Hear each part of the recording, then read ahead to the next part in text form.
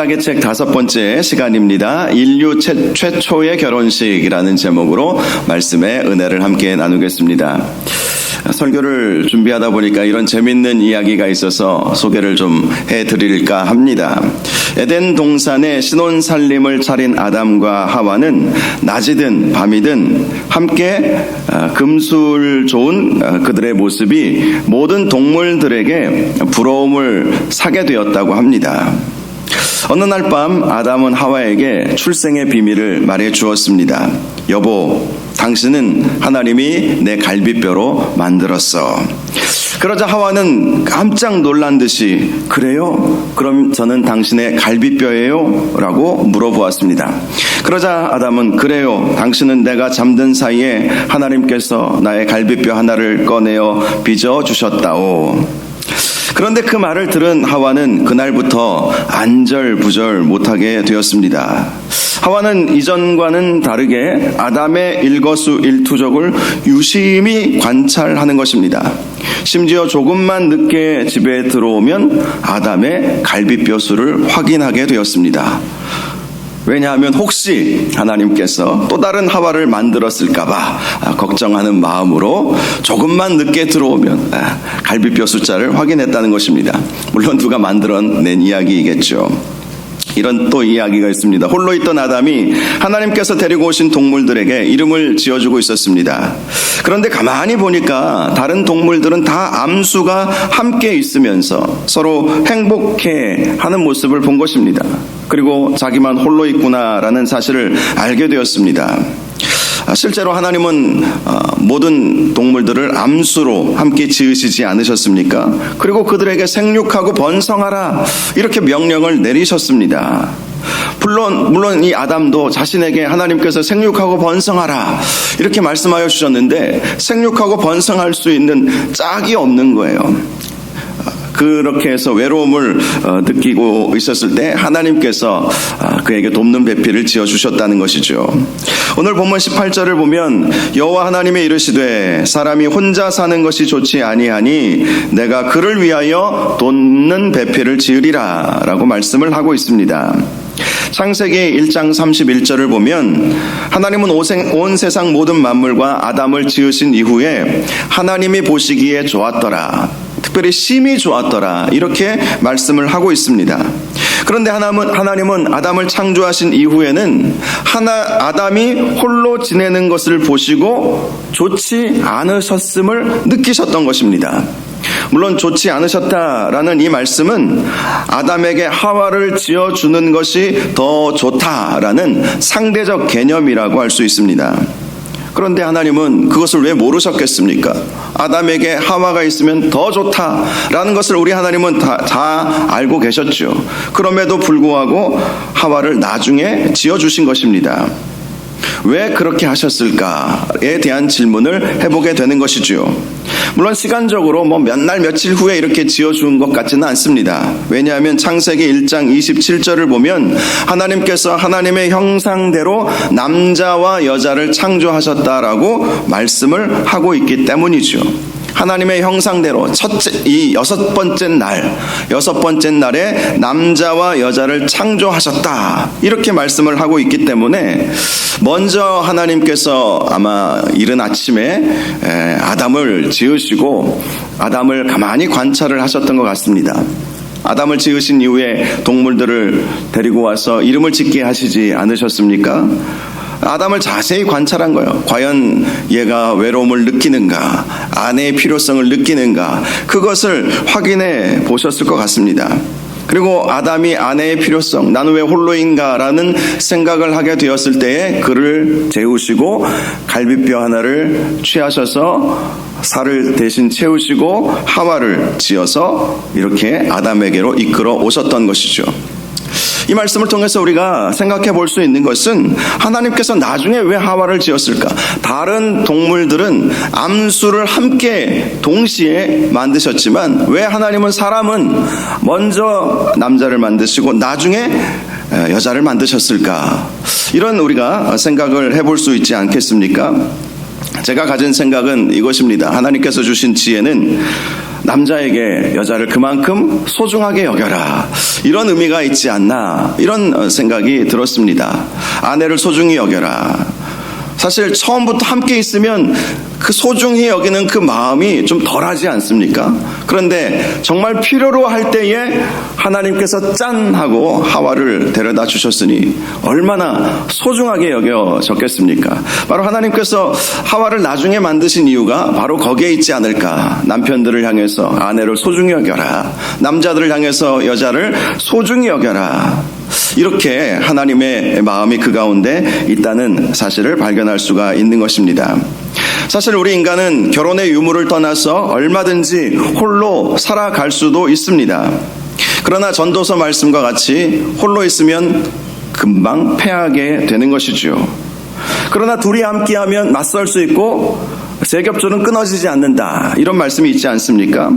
그러므로 우리 인간은 홀로 있는 것보다 함께하는 것이 훨씬 유익한 존재라는 것이죠.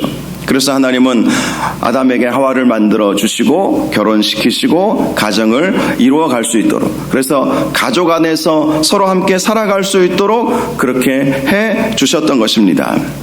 물론 하나님께서 처음 아담을 만드셨을 때 완벽하게 만드셨어요. 정말 멋지게 만드셨어요. 하나님 보시기에 심히 좋으실 정도로 완벽한 사람을 만드셨습니다. 그 이유를 우리가 19절과 20절 말씀을 통해서 발견할 수가 있죠. 당시 아담이 얼마나 놀라운 능력을 가지고 있었는지 19절 말씀을 보면 우리가 발견할 수 있습니다. 하나님께서 흙으로 각종 들짐승과 공중의 각종 새를 지으시고 아담이 무엇이라고 부르나 보시려고 그것들을 아담에게로 데리고 가셨습니다. 그리고 아담은 그 모든 생물들, 하나님께서 그에게 데리고 오신 모든 생물들에게 이름을 붙여 주었던 것입니다. 히브리 사람들에게 무엇인가의 이름을 붙여준다는 것은 그것의 소유권이 자기에게 있음을 의미하는 것이었습니다. 보통 부모가 자식에게 이름을 붙여주면 그 자식은 나의 소유다, 이런 의미를 가지고 있는 것이죠. 종에게 이름을 붙여주면 그 종은 나의 소유다 라는 그런 의미를 가지고 있습니다. 하나님께서는 얼마든지 하나님 스스로 이 일을 하실 수 있으셨어요. 하나님이 왜 못하시겠습니까? 저것은 사자다, 이것은 코끼리다, 저것은 뭐 나무다, 이것은 뭐다 라고 하나님께서 스스로 하실 수 있는 이 일을 아담에게 맡기신 것이죠. 아담에게 위임하셨다는 것입니다. 하나님이 가지고 계시는 그 소유권, 하나님이 가지고 계시는 그 통치권을 아담에게 위임하셨다는 거예요. 그러므로 당시 아담이 가지고 있었던 권세는 통치권, 그 놀라운 능력을 아담이 가지고 있었다는 것이라고 우리가 볼 수 있는 것이죠. 또한 아담은 지혜와 지식에 있어서도 상상을 초월할 정도의 능력을 가지고 있었다는 사실을 확인할 수가 있습니다. 오늘날에도 전 세계의 모든 생물의 개체수가 최소 1000만 종이 넘는다고 하죠. 자녀의 이름 하나 짓는 것에도 우리는 신중을 기하지 않습니까? 몇 날 며칠을 고민하고 겨우 자녀의 이름을 하나 짓지 않습니까? 자, 그런데 아담은 1000만 종이 넘는 모든 생명체의 이름을 붙여 주었던 것입니다. 그것도 동일한 이름이 하나도 없게 붙여준 것이죠. 그러니 당시 아담이 가지고 있었던 기억력과 지혜는 상상을 초월할 정도라는 사실을 알 수가 있지요. 이처럼 첫사람 아담이 가지고 있었던 권세와 능력은 실로 엄청난 것이었다. 홀로 살고도 남을 수 있을 정도로 얼마든지 능력과 권세, 지혜와 또 모든 것들이 아담에게 주어져 있었다는 것입니다. 그럼에도 불구하고 하나님은 그 완벽한 인간에게 돕는 배필이 없는 것을 좋게 보지 않으셔서 돕는 배필인 하와를 지어 주셨다라고 말씀을 하고 있는 것입니다. 완벽한 것처럼 보이지만 사람처럼 불완전한 존재가 없기 때문에 우리는 그 누군가의 도움을 받아가면서 완벽한 삶을 살아가도록 하나님께서 그렇게 설계하셨다는 것이죠. 이렇게 함께 한다는 것은 하나님의 속성이기도 합니다. 하나님은 삼위일체로 존재하시기 때문이죠. 삼위일체라고 하는 것은 독립된 세 분의 위격이 하나로 계시다라는 것입니다. 실제로 하나님은 원대한 이 천지창조의 사역을 성부, 성자, 성령 하나님이 함께 하셨죠. 함께 의논하시고 함께 이를 수행하셨던 것입니다. 이 삼위일체 교리는 성부, 성자, 성령 하나님은 모두 다 독립되신 분이시지만 이 세 분이 신비한 연합으로 함께 하고 계시다라는 의미를 가지고 있습니다.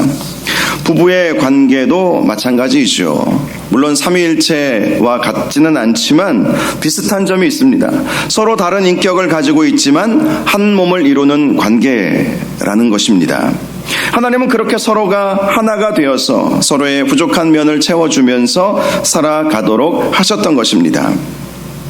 21절 이하의 말씀을 보면 하나님께서 하와를 만드신 과정이 나와 있습니다. 먼저 하나님은 아담을 깊이 잠들게 하셨습니다. 마치 우리가 수술대 위에 누울 때 마취하는 것과도 같이 아담을 깊이 잠들게 하신 것입니다. 그리고 아담의 몸에서 갈빗대 하나를 꺼내셨습니다.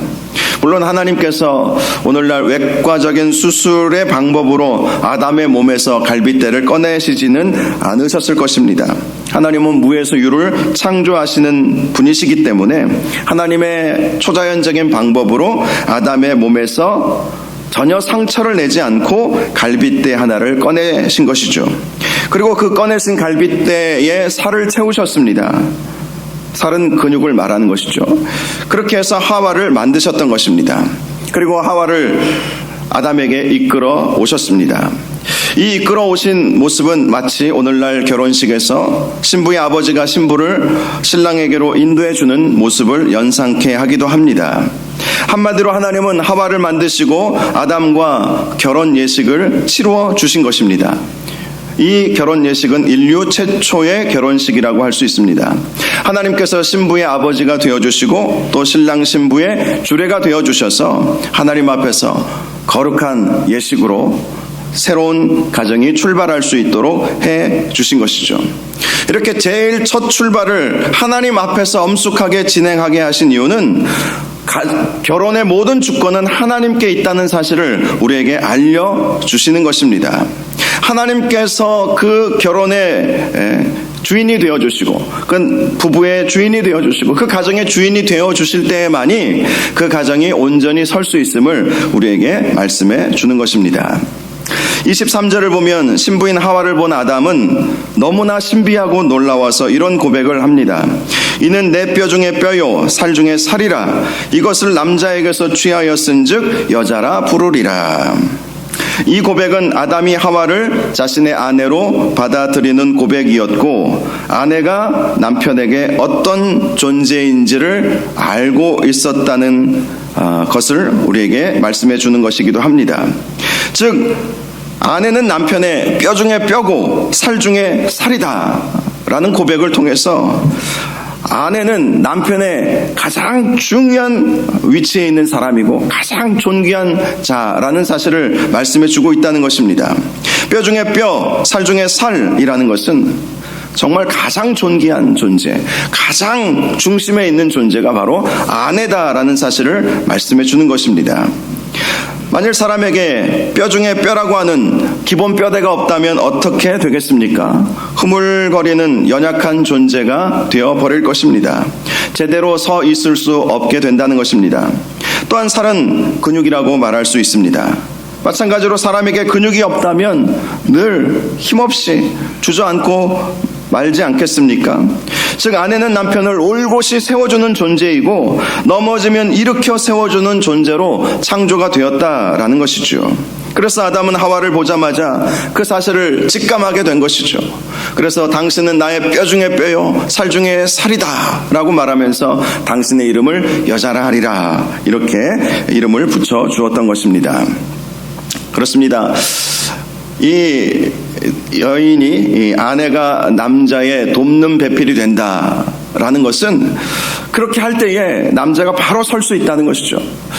그럴 때 흔들리지 않게 된다는 것이고 넘어져도 금방 일어설 수 있게 된다는 것을 우리에게 말씀해 주고 있는 것입니다. 그래서 가정 안에서 아내의 역할이 얼마나 소중한가 이 사실을 말씀을 통해서 발견할 수가 있는 것입니다. 24절 말씀을 보면 그러한 아담의 고백에 하나님께서 이런 주례의 말씀을 해주셨습니다. 이러므로 남자가 부모를 떠나 그의 아내와 합하여 둘이 한 몸을 이룰지로다. 이 하나님의 주례사는 부부관계에 있어서 세 가지 핵심적인 사실을 말씀해 주고 있는 것입니다. 첫 번째는 독립성이죠. 즉 남자는 그의 부모를 떠나야 한다라는 사실입니다. 부모에게 더 이상 의존적인 관계, 종속적인 관계를 유지해서는 안 된다는 하나님의 말씀인 것입니다. 재정적인 면에서나 정서적인 면에서나 그 어떤 다른 부분에 있어서도 의존적인 관계를 이루어서는 안 된다는 것입니다. 남녀가 결혼하여 새 가정을 꾸리게 되었다면 각기 자기의 부모를 떠나서 독립적인 새로운 가정을 이루어야 한다는 것입니다. 이것은 자녀들도 그렇게 노력해야 되겠지만 부모들도 노력해야 할 부분도 큽니다. 그렇게 할 때에 가정은 하나님께서 책임지시는 가정이 되는 것이죠. 부모에게만 계속해서 의존하면 결국 부모를 가장 의존하지 않겠습니까? 그런데 하나님은 떠나라 이렇게 말씀을 하신 거예요. 왜 떠나라고 하셨겠습니까? 더 이상 부모에게 의존하지 말고 나를 의존하라 라는 그런 의미 아니겠습니까? 너희가 나를 의존할 때 너희 부부는 가장 행복한 가정을 이룰 수 있을 것이다. 이 말씀을 해 주시는 것이죠. 사실 부모가 아무리 해준다 할지라도 한계가 있지 않습니까? 그런데 하나님께 전적으로 맡기시면 하나님께서 다 선하고 복되고 아름답게 자녀들을 만들어 주신다는 것을 부모에게 알려주시는 말씀이기도 한 것이죠. 두 번째는 연합성입니다. 그 아내와 합하라라는 것이죠. 이 합하다라는 것은 한 마음과 한 뜻을 품고 사는 한 공동체가 되어야 한다는 것을 의미합니다. 비록 남편과 아내, 남자와 여자가 서로 다른 존재인 것은 분명하지만 그 다름을 하나로 만들어낼 수 있어야 된다는 거예요. 서로의 다름을 하나로 만들어서 합해야 된다는 말씀을 해주고 있습니다. 이 연합의 모습은 마치 우리가 그리스도와의 연합과도 같은 모습이기도 합니다. 우리는 그리스도 안에 속해야 되는 것이죠. 그럴 때 이 포도나무 가지가 포도나무에 붙어 있을 때 많은 열매를 맺는 것처럼 그렇게 그리스도와의 연합, 그 안에 거하는 것, 그것이 그리스도와의 연합을 의미하는 것이죠. 부부의 연합도 마찬가지입니다. 서로의 안에 거하는 거예요. 서로의 마음을 합하는 것이죠. 생각을 합하는 거예요. 그래서 한 마음, 한 뜻, 한 비전을 품고 살아가는 그러한 부부의 관계가 되어 가야 한다는 것을 말씀하는 것입니다. 서로 합하라, 생각을 합하라, 뜻을 합하라, 이 말씀을 해주고 있습니다. 세 번째는 합일성입니다. 하나님은 아담과 하와에게 둘이 한 몸을 이루라 라고 명령하셨습니다. 한 몸을 이루라 라는 것은 육체적 관계만이 아니라 서로의 삶과 행동이 똑같아야 한다라는 의미를 가지고 있습니다. 서로 다른 인격을 가진 별개의 존재이지만 서로 한 몸과 같이 살아가야 한다는 것이죠. 한 몸을 이루라, 서로 같이 행동하고 같이 살아가라는 것이죠. 또 한 몸을 이루기 위해서는 서로 사랑해야 되지 않겠습니까? 서로 정말 진심으로 사랑하는 그러한 관계를 만들어 가야 한다는 것을 말씀해 주시는 것입니다. 바로 이렇게 부부의 관계는 독립성, 부모를 떠나서 하나님만을 의존하고 그리고 서로 연합하고 서로 한 몸을 이루는 것, 이것이 부부의 관계라고 우리 하나님께서 아담과 하와에게 말씀해 주셨던 것입니다. 25절을 보면 아담과 그의 아내 두 사람이 벌거벗었으나 부끄러워하지 아니하였다라는 말씀이 있습니다. 벌거벗었다라고 하는 것은 하나님 앞에서 그들의 모든 모습이 다 적나라하게 드러났다는 것이죠. 그러나 그럼에도 불구하고 그들 모두는 하나님 앞에서 한 점 부끄러울 것이 없을 만큼 죄 없는 상태였다는 것을 말씀하는 것이고 또 서로에 대한 사랑도 진실이었다는 것을 말씀해 주는 것입니다. 하나님께서 말씀해 주신 대로 둘은 서로 연합과 합의를 이루는 관계가 되었다고 말씀해 주고 있습니다. 적어도 아담과 하와가 마귀의 유혹에 넘어가기 전까지는 이 부부의 관계는 서로를 진정으로 사랑하는 관계였고 하나님 앞에서도 전혀 부끄러울 것이 없는 순결한 존재였다는 것을 말씀해 주고 있습니다. 그런데 아담과 하와가 마귀의 유혹을 받아서 죄를 지음으로 말미암아 그들이 부끄러움을 알게 되었죠. 하나님 앞에서 부끄러운 거예요. 서로 앞에서 부끄러운 거예요.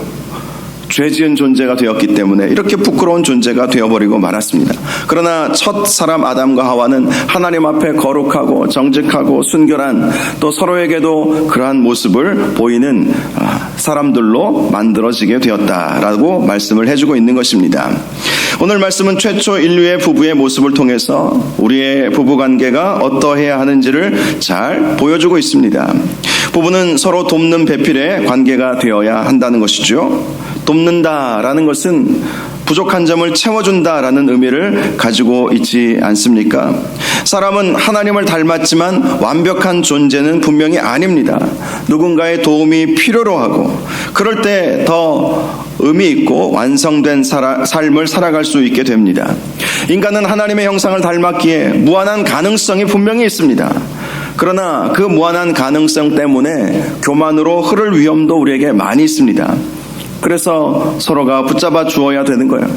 교만하지 않도록, 죄짓지 않도록 서로가 서로를 도와주는 관계가 바로 이 부부의 관계라는 것입니다. 더 나아가 오늘 말씀처럼 부부는 각자의 부모를 떠나 독립성을 유지해야 되죠. 결혼을 했는데도 부모에게 의지한다면 성경적 부부의 모습은 결코 아닙니다. 물론 부모된 입장에서 자녀가 힘들어할 때에 돕지 않을 부모는 없을 것입니다. 그러나 결혼한 자녀는 부모에게 의존해서는 안 됩니다. 하나님만을 의존해야 합니다. 결혼한 가정의 주인은 오직 하나님이셔야만 한다는 것입니다. 그러므로 부모를 떠나야 한다라는 이 말씀은 오직 하나님만을 의지하는 부부가 되어야 된다라는 말씀이기도 한 것입니다.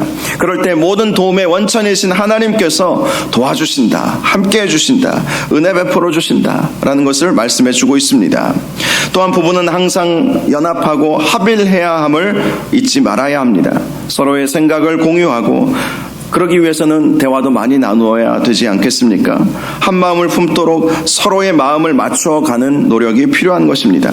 그렇게 해서 한 몸을 만들어 가야 하는 것입니다. 이러한 연합과 합일은 서로 낮아질 때 가능해지죠. 자기를 부인하고 자기 몫의 십자가를 지고 나를 따르라라는 예수님의 말씀처럼 그런 낮아지고 자기를 부인하고 십자가의 헌신과 같은 헌신을 통해서 이 연합과 합일이 가능해진다는 것입니다.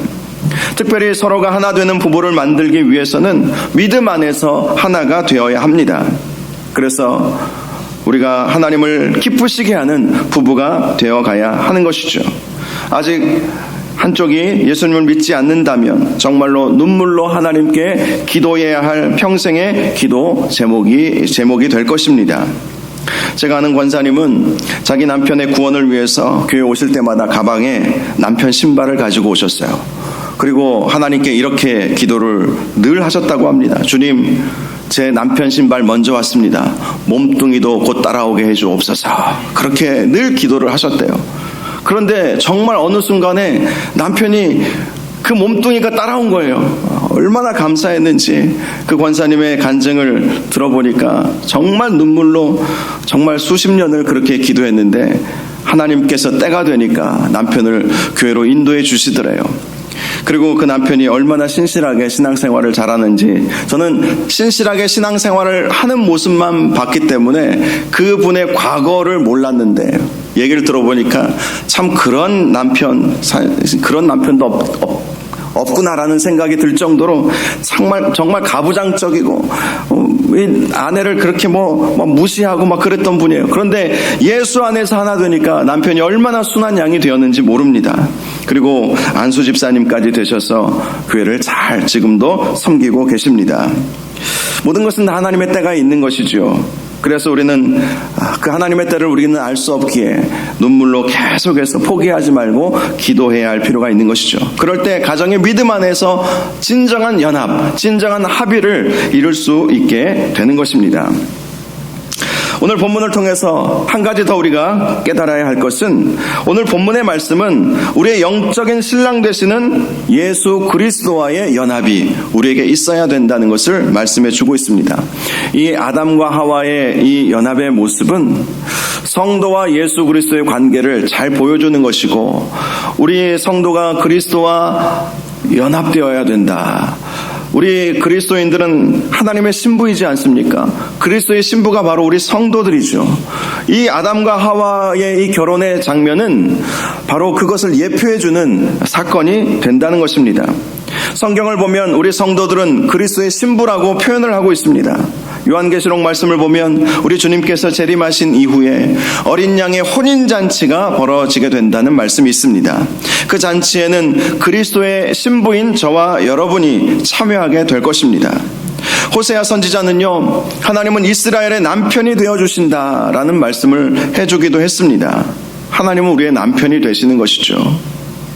그런 관점에서 보면 하나님은 우리 성도들을 보면서 이런 고백을 하지 않겠습니까? 너는 내 뼈 중에 뼈요 살 중에 살이로다. 그만큼 하나님은 우리를 소중하게 여기신다는 것입니다. 하나님은 이스라엘 백성을 출애굽시키신 이후에 그들을 하나님의 소유로 삼으셨다라는 말씀을 하고 있습니다. 소유라고 하는 것 자체가 보석이에요. 하나님은 그만큼 우리를 소중하게 여기신다는 거예요. 하나님은 그만큼 우리를 사랑하신다는 것을 말씀해 주는 것입니다. 하나님께서 우리를 얼마나 사랑하고 계시는지 우리가 이 말씀을 통해서도 발견할 수 있기를 바랍니다. 중요한 것은 우리는 하나님의 거룩한 신부가 되어야 한다는 것입니다. 하나님 앞에서의 거룩과 순결을 지켜나가야 한다는 것입니다. 오직 우리의 남편이시며 신랑 되시는 하나님만을 바라보며 소망하는 삶을 저와 여러분 모두가 살아가야 한다는 것입니다. 그리고 우리가 그렇게 그리스도의 신부가 되어갈 때 우리의 부부관계도 하나님께서 복 주시고 하나님께서 은혜 주시는 복된 관계로 승화되어져 간다는 것을 우리에게 말씀해 주고 있습니다. 저와 여러분이 하나님을 기쁘시게 해드리는 신부임을 기억하시고 그리스도의 신부답게 살아가시기를 주님의 이름으로 축복합니다. 그리고 여러분의 가정이 하나님의 은혜 안에서 하나님의 긍휼하심 가운데 오직 하나님만을 바라보고 서로 하나 되고 또 서로 깊이 사랑하는 그러한 관계를 만들어 가시는 은혜가 있기를 주님의 이름으로 축원합니다. 이 시간 우리 함께 찬양하기를 원합니다. 꽃들도라는 제목의 찬양입니다. 이 찬양의 가사처럼 이곳에 생명샘 솟아나, 이곳이 바로 여러분의 가정 되기를 원합니다. 또 여러분의 부부관계가 될 수 있기를 원합니다. 하나님께서 은혜 주시고 하나님께서 함께 하시고 생명샘이 솟아나는 그러한 가정 될 수 있기를 원하는 마음으로 이 찬양 함께 부르고 함께 기도하는 시간을 갖도록 하겠습니다.